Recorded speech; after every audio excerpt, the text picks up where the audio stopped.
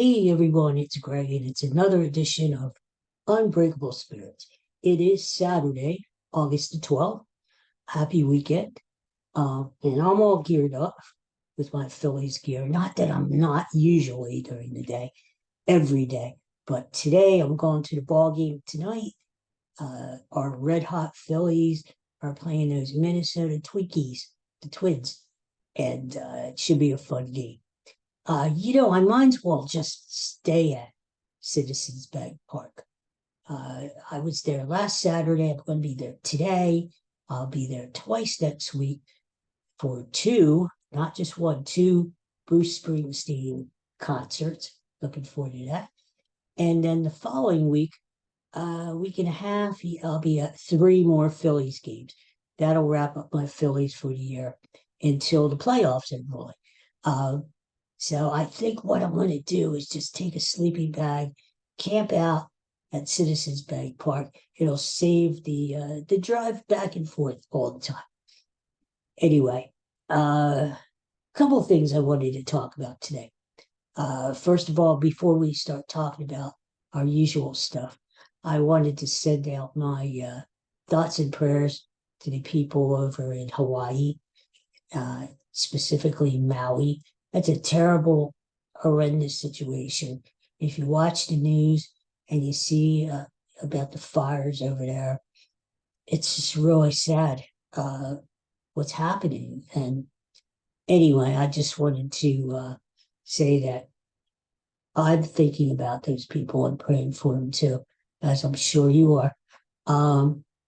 Couple of things, I've seen a lot of commercials lately. Now that we're in the middle of August, back to school commercials, and well, you start seeing them in July anymore.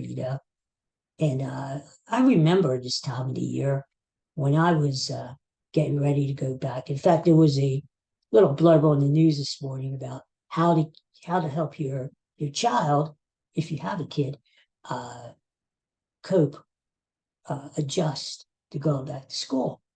And because a lot of kids they don't take it very well. They've been playing all summer, maybe sleeping till 11 o'clock in the morning each day, staying up till 3 o'clock in the morning, just going to amusement parks, ball games, whatever, having fun. And now you're back on a regiment going to school of all things. Yeah. Uh, so they had a psychologist on the news, and the psychologist was saying, well, the best thing you could do is talk to your kid, let your kid express his or her feelings about their trepidation about going back to school, and let them talk about it, and relate to them and say, I went through the same thing when I was a kid. I hated school. I didn't want to go back. I mean, I like the days of sleeping till 11 o'clock every day, you know. Um, it's even your grandmother didn't like to go to school. Uh, and I don't know if it's so much about going to school. I think it's the routine, getting back. To me, once I got back in the routine of getting up early every weekday, uh, then you get on schedule again, and your body adapts and your mind adapts, and you do it. You do it because you have to do it. So, uh, I school to me was okay. Uh, I kind of like school in a way. It was a change of routine. Of course, you learn stuff. You get to see your friends. Uh, you know, I always kind of got bored by the end of the summer. I was like, wait a minute. Yeah, I'm kind of ready to go back. Then when I'm back, you're like, I wish it was summertime again.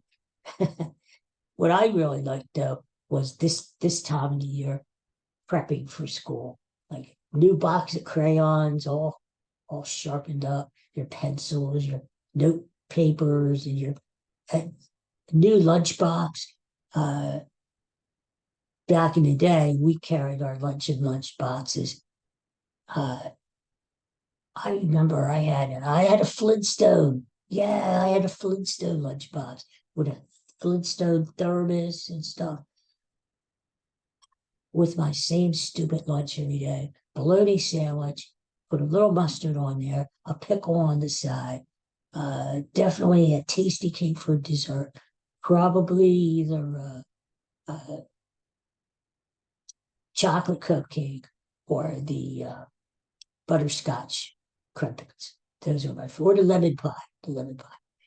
Those were my favorite tasty cakes. But so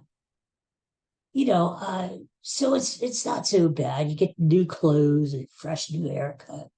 You know, it's just getting back in routine. I know a lot of people like start to kid off. Okay, so you don't go cold turkey from Labor Day to starting school, getting up at 5 in the morning, a couple days ahead, start getting up a little sooner. Ease your way into it, which I guess is it's a good thing to do. The one last thing I want to say about school is, back in the day when I was going to school back in 1826 or whatever, uh, we didn't start school until after Labor Day. It was usually the Tuesday after Labor Day. That Labor Day weekend was it. You watched the Jerry Lewis telethon, you have a barbecue, uh, you know, and then Labor Day itself. I mean, you were in bed early to get up for school the next day. But nowadays, kids, college guys, college people, we all start school like the middle of August, which kind of sucks because it really cuts into your summertime. I mean, summer's not over yet, and I get it. That was back in the day. Do you remember in the 90s when we were getting a lot of snow here in Pennsylvania? Ice. We had that icy winter, and that's when they started this crap. All right, go back to school in the summer, get as many days in as you can, in case we have snow days in the winter. Well, now we don't get any freaking snow. There's no use for snow days. Plus, now that we have virtual learning because of the pandemic, there's no excuse, right? So there's no such thing as snow days anymore. So I think personally, they ought to start school after Labor Day, like old school, and let the kids enjoy their summer, right? Right up to the very last day. I tell you, that Labor Day, it was like walking the Green Mile there. And it's like, oh no, back again. Anyway, you do what you have to do, right? You know what? I gotta tell you about this story real quick. I just happened upon this story yesterday. I was browsing the internet, looking for things to talk about with you guys, and I came across this story, and it's about Niagara Falls. How many of you have been to Niagara Falls? Uh, Believe it or not, I've never been to Niagara Falls. I've never really had a yearning, a hankering, desire to go to Niagara Falls. Uh, Niagara Falls used to be a very famous place. Maybe it still is for people to go on their honeymoon. You know, uh, I remember the Niagara Falls from the old Three Stooges routine. Niagara Falls, step by step, inch by inch. Anyway, so I never saw Niagara Falls, but I came across this absolutely unbelievable story. It happened, the Niagara Falls, you've got the American side, American Falls, and which is slightly larger than the Horseshoe Falls, which are mostly in Canada. So not many people survive going over the falls. Um, Most people who go over are attempting suicide, and unfortunately, most succeed. I mean, there's only I think a record 16 people who have ever gone over the falls and survived. Um, and most of the time, people started doing stunts.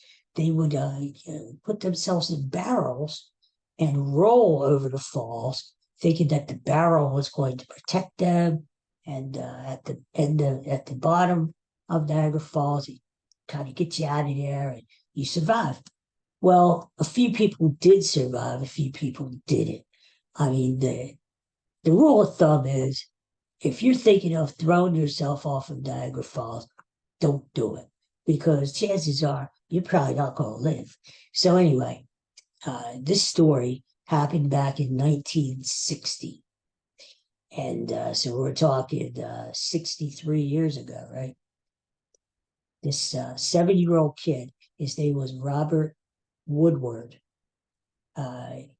He and his father and his sister, who was uh, Robert was 7 years old, and the sister was 17 years old. They were all in a motorboat on the Niagara River. They were there for vacation, and they thought they would go out in the boat. Well, what happened was they got caught in the rapids in the Niagara River, which apparently are very rapid. That's why they call them rapids.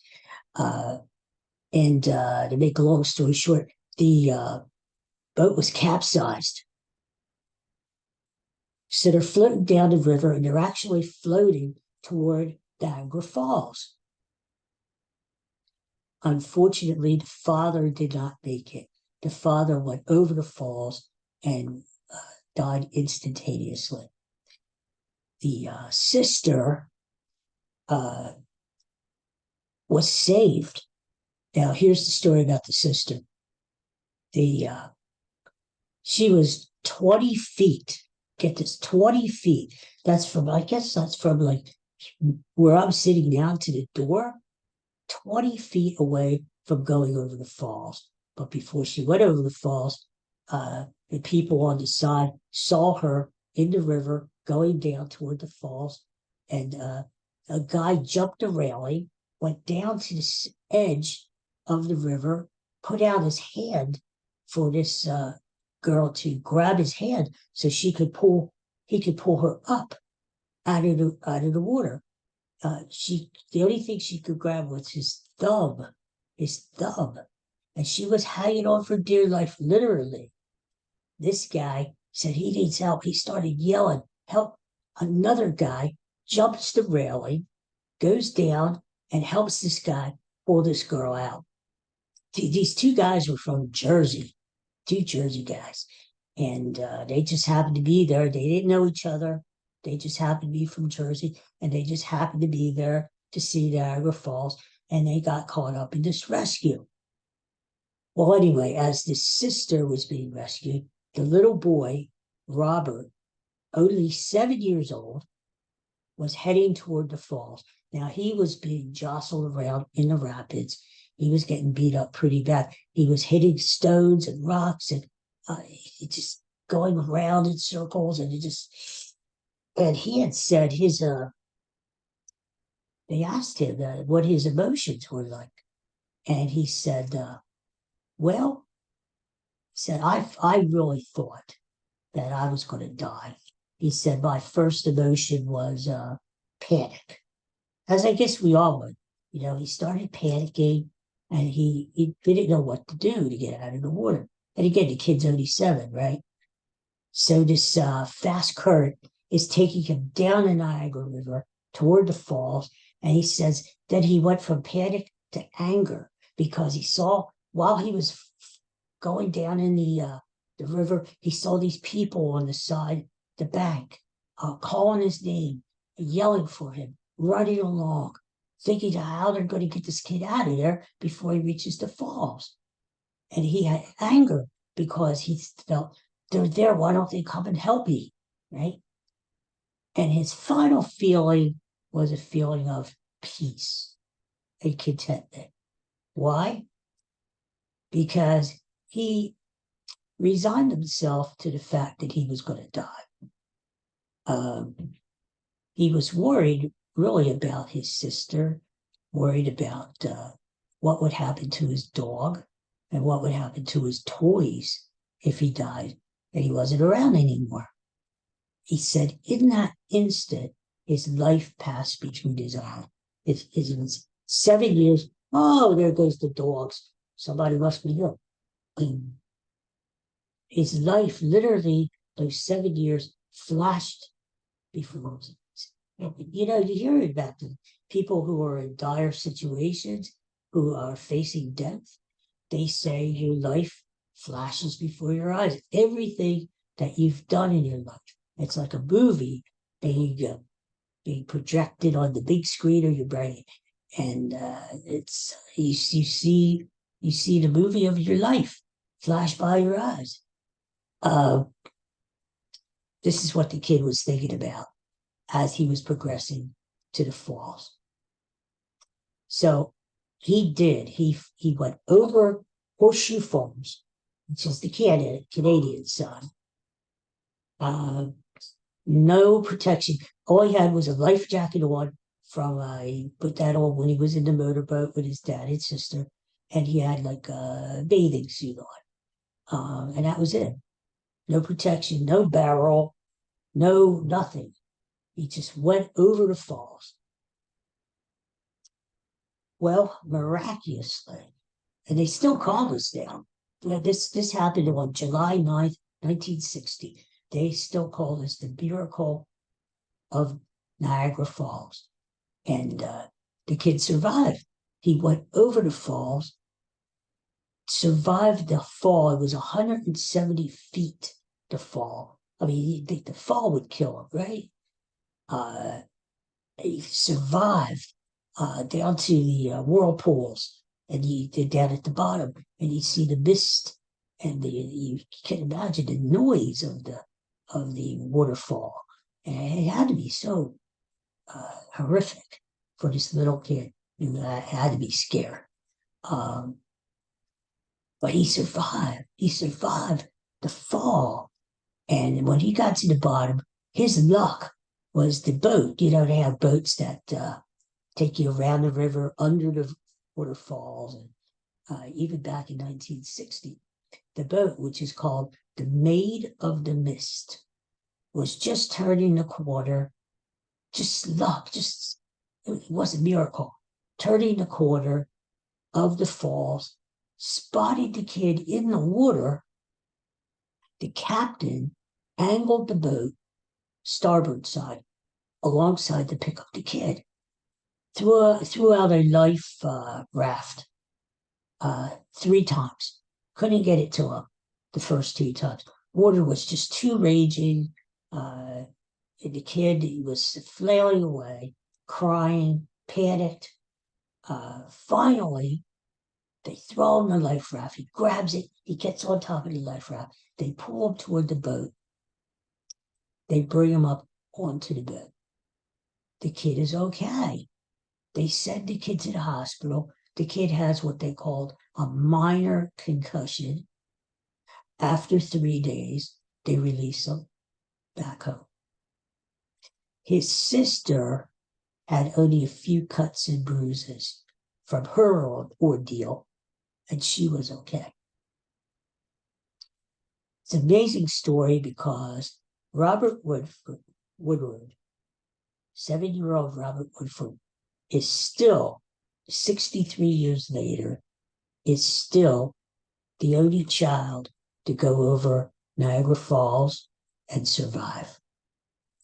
You think about it, whenever they've drained Niagara Falls, and they do it periodically for whatever reason. I think they did it in 2012 and again in 2016. At the time, when they drained the falls, they found over 5,000 people at the bottom of the falls who were dead. That's how many people fell into the river or threw themselves in the river trying to commit suicide. And sadly, they did it. They ended up at the bottom of the river and the falls. So to think that this one 7-year-old kid, without any protection, not only made it over the falls, but survived at the bottom and was lucky enough that a tour boat was just so happening to pass by. What happened was Robert Woodward is still alive, and he went back. He's visited the scene, the Niagara Falls, several times with his children, and he has gone back to give lectures. He has gone back to be on Canadian TV shows where he told the story, and it's just an amazing story that this guy went on, had his own kids, and he's about 70 years old now. And just like that, a lifetime could have been wiped away, but it wasn't. So, like Al Michaels said, do you believe in miracles? Yes, with the hockey team. Well, you have to believe in miracles when you hear a story like that. That's amazing. So I just wanted to share that with you. Yeah. By the way, they've outlawed doing any kind of stunts over Niagara Falls. Not allowed to do it anymore because back in the 1920s, one of the gentlemen, I believe his last name was White, tried to do a stunt, a barrel stunt, and ended up dying from the force of the falls. And since then, they have outlawed it. On special occasions, they will allow something like, do you remember the Flying Wallendas? They were a troupe of acrobats, tightrope walkers, and they were very famous. Like when I was growing up as a kid, I remember Carl Wallenda, and he walked across Veterans Stadium where the Phillies and Eagles played one day, one summer day, and he did all kinds of crazy shit. And the family, each family member became acrobats or whatever you call, wire people, wire people. I don't know. Anyway, they're still going. These Walindas are still going. In fact, about what was it, 2016? The grandson of Carl Walinda is a wire walker, and he got special permission to reenact his grandfather's walk across Niagara Falls. Now, can you imagine that on a cable? They're walking across. That's just, I can't even think about doing that. Well, in my case, since I can't walk, it'd be like wheeling my wheelchair across a cable. That's not going to happen either. But it's just amazing. Anyway, they have outlawed that. You can't do that anymore.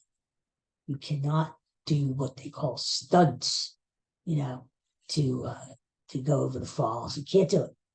So it's probably a good thing that they did that, because some people are just so, I guess you would call them stupid. I don't know if you would even say they're brave, because it's stupid to do that. That they're trying to save you from hurting yourself.